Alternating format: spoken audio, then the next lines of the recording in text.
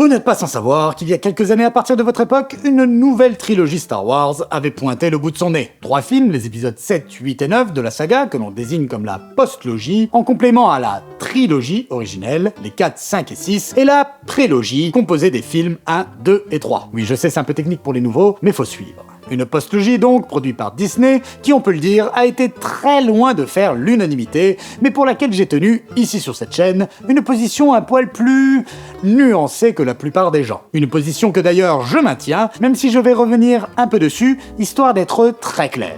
Soleil sur vous, citoyennes et citoyens, bienvenue sur le Nexus 6, je suis le capitaine, et aujourd'hui, on va parler du plus gros défaut de la postlogie Star Wars. Mais tout d'abord, vous le savez, le temps est relatif, surtout dans l'espace. C'est pour ça que sur le Nexus 6, il est important de le mesurer correctement. Et ça tombe bien, car cette émission est en partenariat avec Holzkern. Holzkern, c'est une marque de montres, bijoux et accessoires pour hommes et femmes, fabriqués à partir de matériaux naturels, comme le bois, la pierre et le marbre. Des matériaux nobles qui vous promettent des produits stylés et de qualité. Les produits Holzkern sont des cadeaux parfaits pour la Saint-Valentin. Bah oui, pour votre moitié, vous cherchez quelque chose d'unique, et les matériaux choisis, ils vous assurent des produits qui le sont réellement, parce que la veine du bois, la texture de la pierre, ça ne se répète jamais. Du coup, on a vraiment un objet personnel et singulier. Et puis c'est pas des cadeaux à la con là dont on sait pas quoi faire au bout d'un mois, genre un extracteur de jus. En vrai, qui offre ça? Non, les créations Holzkern, c'est joli, original, ça se porte tous les jours, et rappelons que dans le cas d'une montre, ça indique qu'aussi l'heure, quoi. Donc c'est pratique, on l'oublie. La Saint-Valentin, elle va pas tarder à votre époque, d'ailleurs. C'est le bon moment. Nous, au 24e siècle, avec toutes les espèces différentes de la galaxie, c'est difficile de trouver un cadeau qui convient à sa moitié. Il y a des bras, des tentacules, des pinces et des trucs que je pourrais même pas vous décrire. Alors vous avez juste 2 bras. C'est quand même pratique, alors profitez-en. Et petit plaisir supplémentaire pour les fans de Star Trek parmi vous, et je sais qu'il y en a, Holzkern propose toute une gamme Starfleet Collection. Inspirée des différentes divisions de Starfleet, Command, Science et Opération, avec cette collection vous pourrez fièrement arborer les couleurs de votre section préférée. Perso, comme je suis capitaine, vous vous doutez bien vers laquelle je me suis tourné. Cliquez sur le lien dans la description pour bénéficier d'une réduction de 15% sur tout le site avec le code Nexus, et pour toute commande effectuée avant la Saint-Valentin, vous aurez un sac cadeau en supplément. Il y a vraiment des modèles pour tous les styles, du plus minimaliste au plus original, alors faites-vous plaisir. Et maintenant, on retourne à votre émission. Inutile de se mentir, au global, la postlogie Star Wars est un échec artistique cuisant. 3 films malades, perclus de tous les défauts que le système de production de votre époque peut engendrer. On va y revenir. Néanmoins, je fais partie des défenseurs de l'épisode 7, qui, je trouve, a pour lui d'être une bonne introduction à ce nouvel arc. Des personnages que je trouve attachants, une action efficace, parfaitement appuyée par la patate JJ. Vous le savez que j'aime le style de JJ Abrams, on va pas en parler. Un zeste d'humour qui correspond bien à ce qui se faisait dans la trilogie d'origine, tout en étant un peu plus moderne. Des effets spéciaux de qualité, et que vous le vouliez ou non, la mise en place d'axes narratifs que je trouve engageants. Des mystères, des liens familiaux, des lens flares, des défections comme on n'en avait jamais vu dans cet univers, des lens flares, un antagoniste au design évocateur et qui promettait de belles choses. Merde, le film est cool. Alors oui, ça n'est pas très profond, et la construction de l'histoire présente de nombreuses similarités avec l'épisode 4, réduisant pas mal l'impression de nouveauté que l'on aurait pu avoir sinon. Rien que la Starkiller Base est un exemple frappant de ce qu'il ne fallait absolument pas faire. C'est pas seulement que c'est un repompage de l'étoile noire qui est malheureux. Le véritable problème, c'est que malgré le fait que la station soit plus grande, plus puissante, plus impressionnante visuellement, puisque c'est quand même une planète qu'on a transformée en arme, en termes de design pur, c'est super cool. L'idée, elle est top. Malgré tout ça, il n'arrive à aucun moment à en faire quelque chose d'aussi fort symboliquement que l'étoile noire. Personne n'a été marqué par la base Starkiller. Alors on pourra argumenter que c'est aussi parce que le temps n'a pas encore fait son office, et que si ça se trouve, la nouvelle arme tueuse de planète du Premier Ordre a fortement touché les jeunes générations lors de la sortie du film, et qu'ils en parleront avec émotion dans les années 2030 et 2040. Mais je ne le crois pas. Déjà parce que quand tu es une copie, un ersatz d'autre chose, en général, c'est assez difficile d'être aussi marquant, surtout que sur tous les aspects, la caractérisation de cette arme de destruction massive est ratée. Regardez, la première apparition de chacune des 2 stations est relativement similaire entre les 2 films. La chose qui fait toute la différence, c'est que l'étoile noire, c'était la première fois. Et pour l'époque, cette idée d'une base sidérale de la taille d'une petite planète, c'était innovant. On peut aussi ajouter à cela le fait que dans le premier film, on nous la présente en faisant une comparaison de taille avec le Destroyer impérial, qui, au début du film, avait foutu une claque à tout le monde par sa magnificence. En un seul plan, on comprend immédiatement la taille du truc. Dans l'épisode 7, c'est juste 2 TIE Fighters, donc l'effet n'est pas le même. Et plus tard dans le film, lorsque le Faucon Millenium est contraint de s'y poser, on prend bien le temps de marquer son gigantisme via la mise en scène. Ce n'est jamais le cas avec l'autre. Mais la vraie différence se situe au niveau de l'implication émotionnelle et humaine que suppose l'utilisation des deux armes. Ce qui fait la force de l'Étoile Noire passe par de nombreux aspects. Outre la destruction d'Aldorand, qui à nouveau est une première, ce qui marque, c'est surtout que cette planète est le foyer d'un des personnages principaux, la princesse Leia. Cela renforce considérablement la puissance de l'acte. Mais la réaction d'Obi-Wan aussi est importante. Le malheur est tel qu'il ressent un bouleversement de la force. Non seulement on comprend que c'est pas n'importe quoi, et en plus cela nous permet d'appréhender le lien qu'entretiennent les Jedi avec leur pouvoir. Ce seul acte nous indique beaucoup de choses sur les personnages et leurs histoires. C'est ça qui en fait un événement marquant. Dans l'éveil de la Force, oui, on voit la réaction des gens des planètes détruites, ou celle des témoins de la destruction, et il y a quelques plans bien sympas, mais ça ne revêt pas autant de sens que dans le film d'origine. Je maintiens pourtant que l'épisode 7 constitue une bonne introduction ou réintroduction à l'univers Star Wars, une vision modernisée qui avait tout pour donner l'eau à la bouche pour la suite. Sauf que la suite, c'est l'épisode 8, Les Derniers Jedi. Un film qui m'avait laissé dubitatif. Je ne savais vraiment pas quoi en penser. Il y avait des aspects que je trouvais très intéressants. Déjà, à nouveau, c'était plutôt beau. On va arrêter de parler de cet aspect parce que c'est clairement pas au niveau esthétique qu'il y a des soucis dans cette post-logie. Le traitement de Luke Skywalker en vieillard désabusé qui, et je sais que les vieux de la vieille ne seront pas tous d'accord, donnait un nouvel angle bienvenu au personnage à mon sens. Mais surtout, cette volonté générale du film de bousculer la fourmilière en proposant une vision qui allait à l'encontre de certains dogmes que la saga avait portés jusqu'alors, notamment vis-à-vis de la Force. Un lien avant tout. Une connexion qui doit nous rapprocher plutôt que nous séparer. Une idée qui portait un propos plus global sur l'attachement que chacun peut avoir avec la saga. Un attachement qui bien souvent peut être délétère. Et ça, c'était vraiment super! Malheureusement, dans les faits, ça ne marchait pas très bien. Bon, déjà du fait de l'ajout de personnages inutiles, qui n'étaient là que pour le clin d'œil, ou parce que cela arrangeait scénaristiquement, d'une histoire articulée autour d'une course-poursuite, qui n'était pas très emballante, et qui donnait l'impression d'un véritable manque d'ampleur. Moins d'unité de lieu, de planète, de diversité, et quand ça présentait quelque chose de nouveau, comme la planète Cantobite, c'était raté. Tout ça, c'est un peu compliqué à réellement définir. Il y avait comme une dissonance, tout ça mis ensemble, ça faisait que la sauce, elle prenait pas. Et au final, je pense que ce qui a foutu la merde, c'est pas tant le fait que le film cherche à remettre en question des choses des anciens épisodes. Non, c'est surtout qu'il casse absolument tout ce qu'avait mis en place l'épisode 7. Le masque de Kylo Ren, hop, les chevaliers de Ren, rien à battre. Hux qui se posait en antagoniste important dans le film précédent, ridiculisé sans arrêt. Et que dire de Snoke ? Qu'est-ce qu'on a commencé à comprendre ? Que Disney n'avait absolument rien prévu pour la saga mythique qu'ils avaient payé des milliards de dollars. Ce qui est une dinguerie, mais on en parle après. Et pourtant, à mes yeux, il y a un truc qui aurait pu sauver le film. Pas complètement, mais qui en tout cas aurait donné du sens à toute cette démarche. Les Derniers Jedi auraient dû se terminer par une alliance entre Rey et Kylo Ren. La proposition d'une troisième voie, qui aurait été différente de celle qu'on nous a toujours vendue. Et surtout, qui aurait été beaucoup moins manichéenne. Là, on parle. Là, on prend des risques en proposant du nouveau. Sauf qu'au final... En définitive, un film qui avait des qualités réelles, mais qui ne va jamais au bout de son idée. Et ça, c'est un aveu de faiblesse qui le dessert. Beaucoup de bruit pour rien. Mais si on pensait avoir touché le fond, force est de constater qu'on pouvait encore creuser un petit peu, avec l'épisode 9, l'ascension de Skywalker. Que dire ? Comment expliquer un tel échec ? Déjà, le changement de réalisateur n'annonçait rien de bon. C'était Colin Trevorrow qui était prévu à la base. Alors vous le savez, ce n'est pas un réalisateur que j'apprécie, puisqu'il a commis 2 films Jurassic World. C'est pourquoi j'étais plutôt content de le voir partir du projet. Sauf que, au vu des conditions, reprendre J.J. Abrams était la pire idée possible. Bah oui, parce qu'il a essayé de remettre au forceps les idées qu'il avait à la base, depuis l'épisode 7, et que l'épisode 8 avait consciencieusement déconstruit. Et nous voilà avec un scénario décousu qui nous ressuscite Palpatine d'un coup de baguette magique, des planètes inintéressantes, un jeu de piste digne des pires point and click, un Hux qu'on essaye de racheter alors que le mec est littéralement responsable de la mort de millions de gens, encore plus de personnages dont on se fout, sauf Babu Frick, lui je l'aime bien.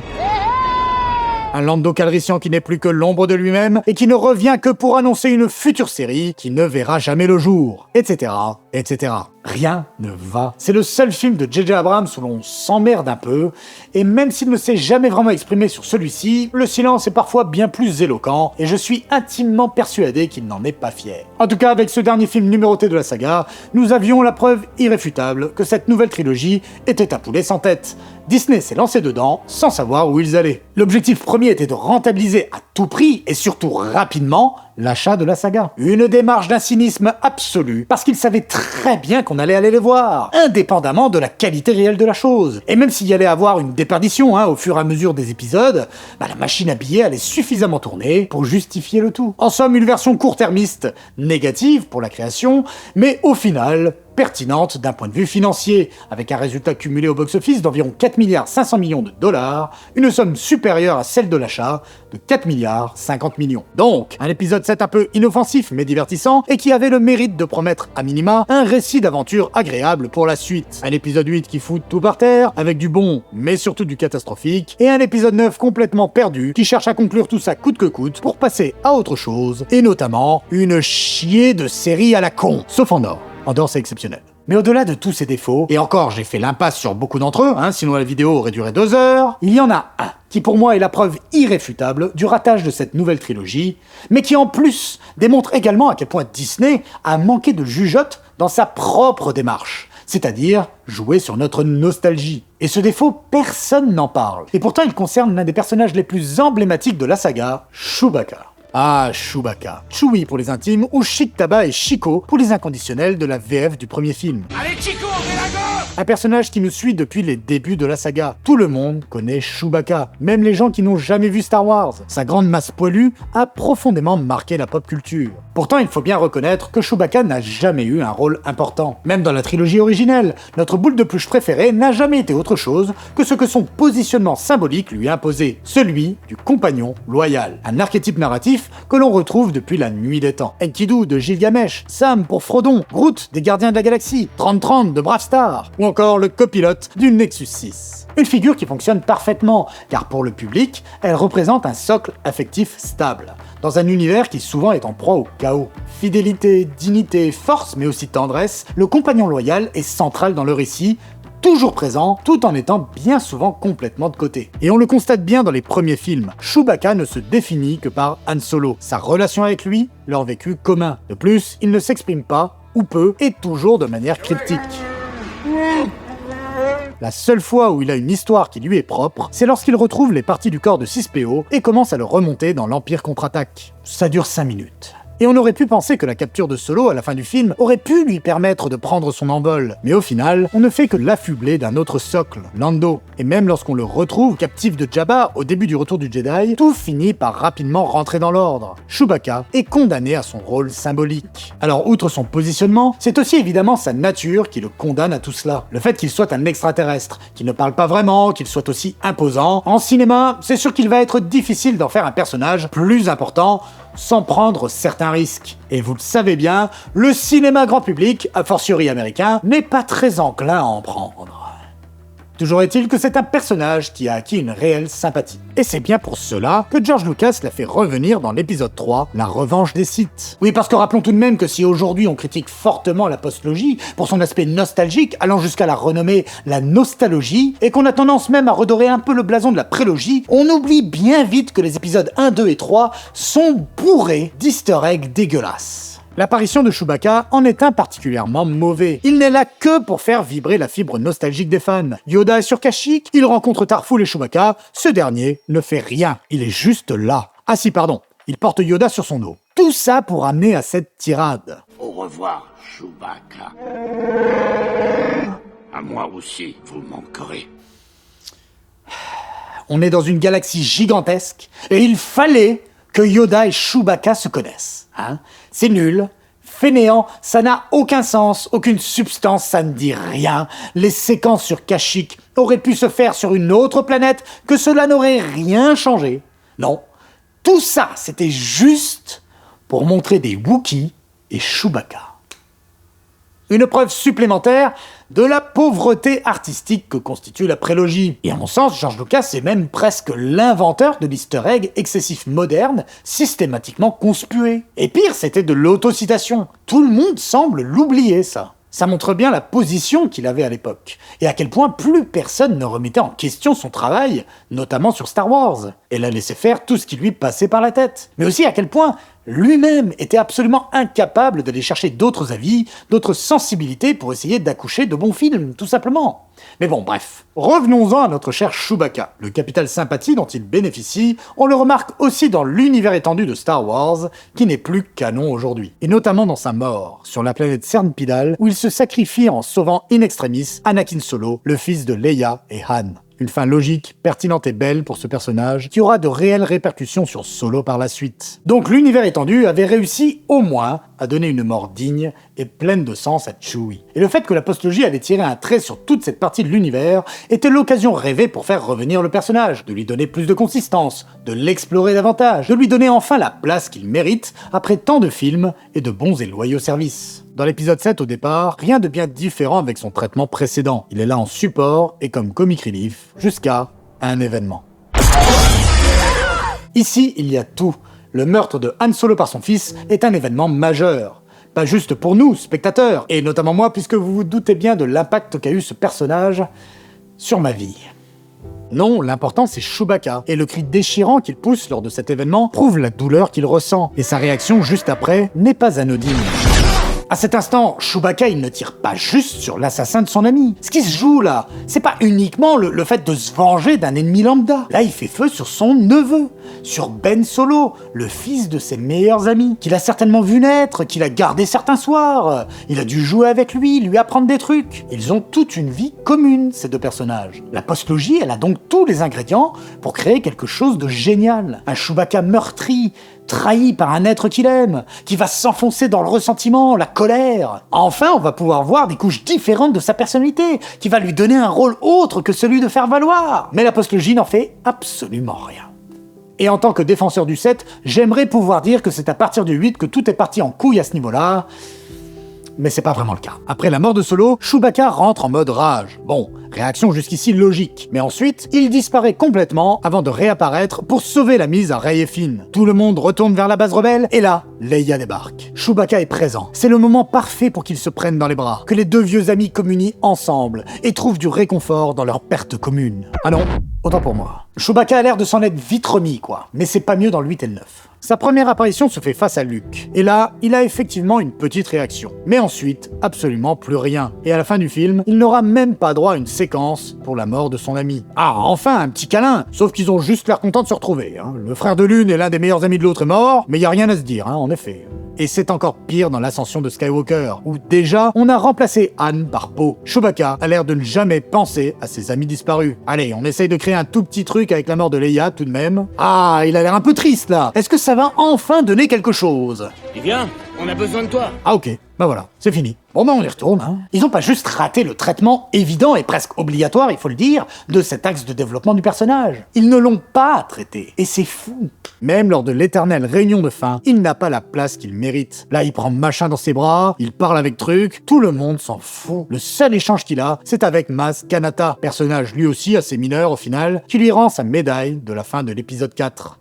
C'est tout ce que vous avez à proposer. On avait vraiment besoin d'une autre merde nostalgique. Même lors des retrouvailles finales des personnages principaux, il est au fond dans le flou. Alors c'est aussi le cas de 6PO et de R2D2, Et je peux le comprendre lorsqu'on a été tout au long de la trilogie dans une démarche de mettre en place de nouveaux personnages. Mais Chewbacca est à mon sens un cas particulier qui, du fait de l'importance de Kylo Ren dans le récit et la forte présence du trio de héros des anciens films, aurait dû avoir un traitement plus important. Là, il y a presque un manque de respect envers le personnage, et on constate à quel point on ne l'a jamais pris au sérieux. Chewbacca est une coquille vide. Il a toujours été traité ainsi, et c'est une faute profonde de cette postlogie de ne pas avoir changé ça. Surtout que par ailleurs, tout du moins dans l'épisode 7, on pouvait sentir certaines intentions dans le fait d'aller à l'encontre des positions classiques de certains archétypes de la saga. On le voit très clairement avec le personnage de Finn, qui, rappelons-le, était à Stormtroopers à la base. Il était très rare auparavant que la saga humanise ses personnages. Franchement, à part cette scène... Dis donc, t'as vu le nouveau XT16 ? Tout le reste, c'était des sbires lambda, de la chair à canon. Avec Finn, il y avait la volonté justement de casser cela et d'explorer d'autres aspects de cet univers. Et je ne m'explique pas qu'il n'ait pas eu la même démarche pour Chewbacca, surtout venant de 3 films